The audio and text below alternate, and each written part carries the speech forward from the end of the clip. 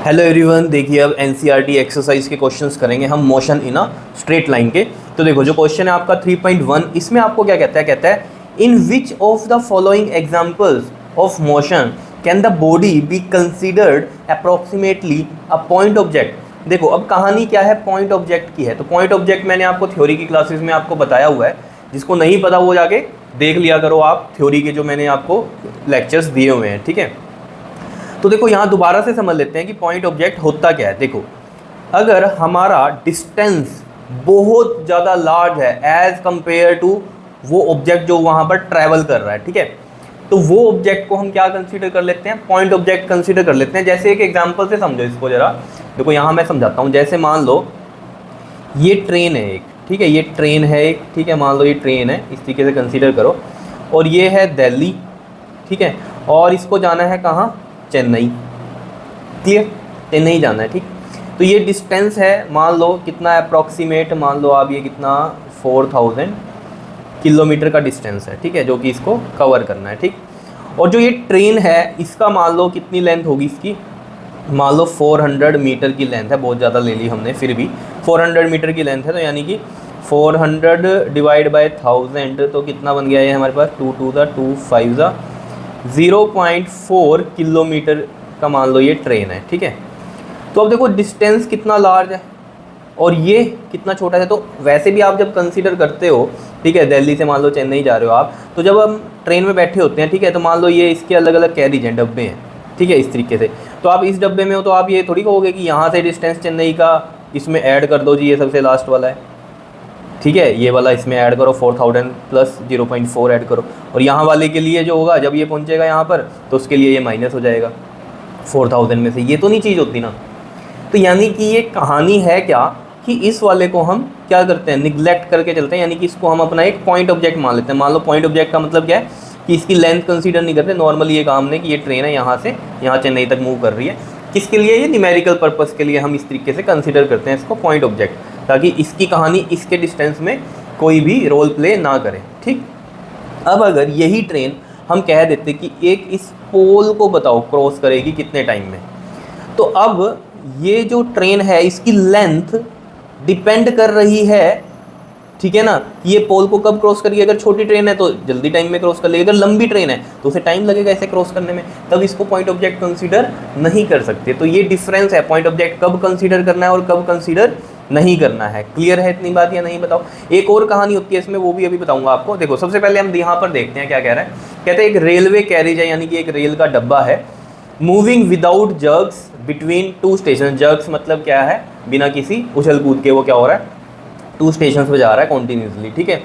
तो बताओ जो रेलवे कैरेज है ये पॉइंट ऑब्जेक्ट है या नहीं है। तो रेलवे कैरेज पॉइंट ऑब्जेक्ट होगा बिकॉज वो 2 स्टेशन के बीच में मूव कर रहा है, जैसे कि मैंने दिल्ली और चेन्नई की बात आपको यहाँ पर समझाई। क्लियर है। तो यानी कि रेलवे कैरेज को हम क्या लेके कंसीडर करेंगे, पॉइंट ऑब्जेक्ट कंसीडर करेंगे। तो ये लिख रखा है यहाँ पर, अगर आप बुक में देखोगे ना एनसीईआरटी की में, तो उसमें बस सिंपल ए बताया हुआ है, ए और बी आंसर बताया हुआ है कि ये पॉइंट ऑब्जेक्ट होंगे। रीजन नहीं बताया, लेकिन हमने यहाँ पर लिख दिया है कि railway carriage can be considered as the point object in this case as the distance between the 2 stations is very large as compare to the size of the carriage. यानी कि रेल के डब्बे से साइज जो है, जो distance cover कर रहा है वो बहुत ज़्यादा है, ठीक है। तो इसलिए हम कैरेज को क्या करेंगे, पॉइंट ऑब्जेक्ट कंसीडर करेंगे। बी पार्ट में देखो क्या कहता है the monkey sitting on the top of a man cycling smoothly on a circular track. अब देखो साइकिलिंग का मान लो ये ऐसे एक सर्कुलर ट्रैक है, ठीक है, और यहाँ पर ये जो है साइकिल चला रहा है बंदा, ठीक है, और इसके ऊपर क्या किया गया, एक मंकी बैठ गया यहाँ पर, और ये ऐसे सर्कुलर ट्रैक में ऐसे कवर कर रहा है, ठीक है। तो जो मंकी है सिटिंग ऑन दैट मैन, जो कि साइकिलिंग कर रहा है, तो एक तरह से ये सारी कहानी देखेंगे हम, मंकी हो गया, मैन हो गया या साइकिल होगी, ठीक है, ये सारा क्या होगा, पॉइंट ऑब्जेक्ट कंसीडर होगा बिकॉज ये डिस्टेंस जो है वो बहुत लार्ज है, तो इसको मैं पॉइंट कंसीडर करूंगा। क्लियर। तो यही चीज़ लिख रखी है यहाँ पर, the monkey can be considered as a point object because the distance covered is very large as compare to the size of the monkey. Clear है। वो अलग बात है मंकी है किस पे, साइकिलिस्ट पे, तो साइकिलिस्ट भी क्या है हमारा पॉइंट ऑब्जेक्ट है, और साइकिल भी पॉइंट ऑब्जेक्ट है। सिंपल सी कहानी है, ठीक। अब देखो सी पार्ट है, मेन है ये सी और डी में क्या कहता है कि ये नहीं है पॉइंट ऑब्जेक्ट। क्यों नहीं है, देखो कहता है a spinning cricket ball that turns sharply on hitting the ground. देखो जब आपको पता है कि स्पिनिंग समझते हो ना, स्पिनिंग क्या होती है, टर्न ले लेती है बॉल। देखा आपने, कहते हैं ना स्पिनर है भाई, बड़ी टर्न हो रही है बॉल, ठीक है। तो देखो जरा कैसे, जैसे मान लो यहाँ पर ये बैट्समैन खड़ा है इधर, ठीक, ये बैट्समैन खड़ा है यहाँ बैट लेके, और यहाँ से बॉल आई, ठीक है। अब ये बॉल जब यहाँ आई, ठीक, यहाँ पर टकराने के बाद, या थोड़ी सी और हम आगे बना दें इसको, यहाँ आई, ठीक है, और यहाँ के बाद ये टर्न हुई बॉल। अब ये जब यहाँ आई बॉल और स्पिन हुई, ठीक है, स्पिन कब हुई, जब टकराई यहाँ से तो टर्न हुई, जानी ये मान लो किसी डायरेक्शन में थी, मान लो ये है, ठीक है, तो ये बॉल ऐसे आई, यहाँ टकराई, टकराने के बाद वैसे तो ये ऐसे जानी चाहिए थी, लेकिन ये टर्न हो जाती है, ये थोड़ी इधर हो गई, दैट इज़ अ स्पिनिंग, ठीक है ना, टर्न हो जाना। लेकिन इसमें जब बॉलिंग कराते हैं तो बॉल देखो ऐसे नहीं गई सीधी कि भाई ये बॉल है, मान लो ये ऐसे गई और ऐसे चली गई, ये क्या करती है यहाँ पर ऐसे घूमते हुए जा रही है, देखो घूमते हुए जाती है बॉल, हमेशा आप देखना घूमते हुए जाती है, यहाँ टकराएगी और फिर घूमती हुई जाएगी। आपने देखा होगा जब स्लो मोशन दिखाते हैं क्रिकेट मैच का, ठीक है, तो बॉलिंग वाली जब टर्न होती है तो वो देखना बॉल ऐसे घूम रही होती है, साथ में ऐसे घूम रही होती है, ठीक है। तो ये जो मैं आपको बात कह रहा था कि एक तो डिस्टेंस वाली कहानी तो है ही है, ठीक है, कि यहाँ पर हम लिख सकते हैं क्या कि ये बॉल जब यहाँ से टकराई और जब स्पिन होती है, टर्न होती है, तो ये वाला डिस्टेंस इतना भी ज़्यादा नहीं है कि हम इसको निगलेक्ट कर सकें बॉल को। ये दूसरी बात एक और होती है, पॉइंट ऑब्जेक्ट आप कम कंसीडर कर सकते हो जब पूरा का पूरा सिस्टम क्या पूरा सिमेट्री में जा रहा होता है, इसका हर एक मॉलिक्यूल इधर ही जा रहा है जैसे, ठीक है। लेकिन एक बॉल जब स्पिन हो रही है तो देखो इसमें क्या हुआ, अगर बॉल ऐसे जाती सीधी, ऐसे बॉल जा रही है सीधी और यहाँ तक गई, तब ये पॉइंट ऑब्जेक्ट कंसीडर हो सकता था, ठीक है, क्योंकि बॉल ऐसे सीधी जा रही है। अब बॉल कैसे जा रही है, ऐसे घूमती हुई जा रही है, घूमती हुई में क्या हो रहा है, देखो क्या हो रहा है, अब आपके पास ये ऐसे बॉल गई, ठीक है, तो ये वाला ए पॉइंट कंसीडर किया, ये मैंने बी पॉइंट कंसीडर किया, अगले पॉइंट पे ये बी ऊपर आ जाएगा और ए नीचे आ जाएगा। तो सिमेट्री में नहीं है ये कि ऐसे नहीं जा रही सीधी, घूमती हुई जा रही है ऐसे। तो और भी फैक्टर्स जो हैं रोल प्ले करते हैं, ठीक है ना, जैसे हमारे पास यहाँ पर फ्रिक्शन भी होगा, ठीक है, उसके अकॉर्डिंग भी है सारी कहानी। तो मतलब वेरियस फैक्टर डिपेंड करते हैं जब एंगुलर वेलोसिटी इसके अंदर होती है, ठीक है।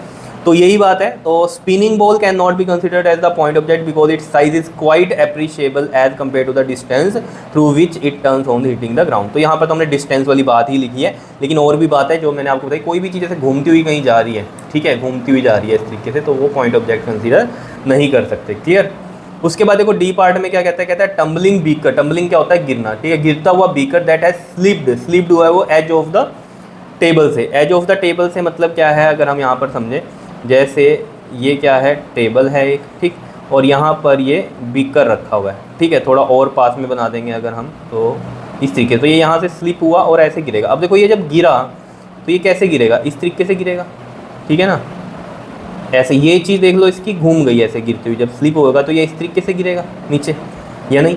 तो एक तो यही चीज़ होगी, घूम के गिर रहा है, ठीक है। अगर ऐसे गिर जाता बीकर सिंपली, जैसे ये बीकर रखा हुआ है, ठीक है, ये बीकर अगर ऐसे ही गिर जाए तो अलग बात है, लेकिन ये बीकर ऐसे गिरा है घूमते हुए, ठीक है ना, इस तरीके से गिरा स्लीपिंग में, तो मतलब क्या इसको कंसीडर नहीं करेंगे पॉइंट ऑब्जेक्ट। और डिस्टेंस वाली कहानी भी लिख सकते हो कि जो डिस्टेंस है, आप देख लो टेबल से ग्राउंड का डिस्टेंस जो है इतना भी बड़ा नहीं है कि हम इसको क्या करें, निगलेक्ट कर दें। तो ये चीज़ हमने यहाँ पर लिख भी दी है कि the tumbling beaker slipping off the edge of a table can not be considered as the point object because its size is not negligible smaller than the height of the table. Clear है, समझ में आ गई होगी बात, ठीक है।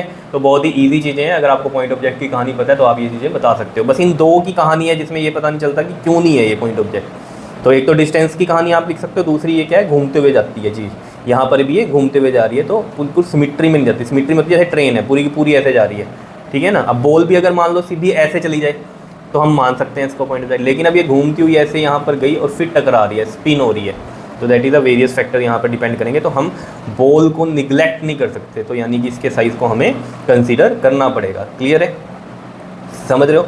तो वही चीज़ है कि बॉल को हम पॉइंट ऑब्जेक्ट नहीं मानते हैं। ऐसे ही टम्बलिंग बीकर की भी बात करी कि साइज़ पे भी डिपेंड करेगा टम्बलिंग बीकर के, ठीक है ना, कि वो कितना स्लिप हो रहा है, क्योंकि उसका उतना ही mg मास नीचे भी होगा, ठीक है ना। तो इसको भी हम निगलेक्ट नहीं कर सकते, इसके साइज़ को, तो पॉइंट ऑब्जेक्ट तो कंसीडर नहीं कर सकते। तो बहुत से फैक्टर्स होते हैं, ठीक है। चलो जी, आई बात समझ में ये, ठीक है। तो ये था क्वेश्चन नंबर आपका 3.1। नेक्स्ट वीडियो में हम इसका करेंगे 3.2। क्लियर, ओके जी, थैंक यू।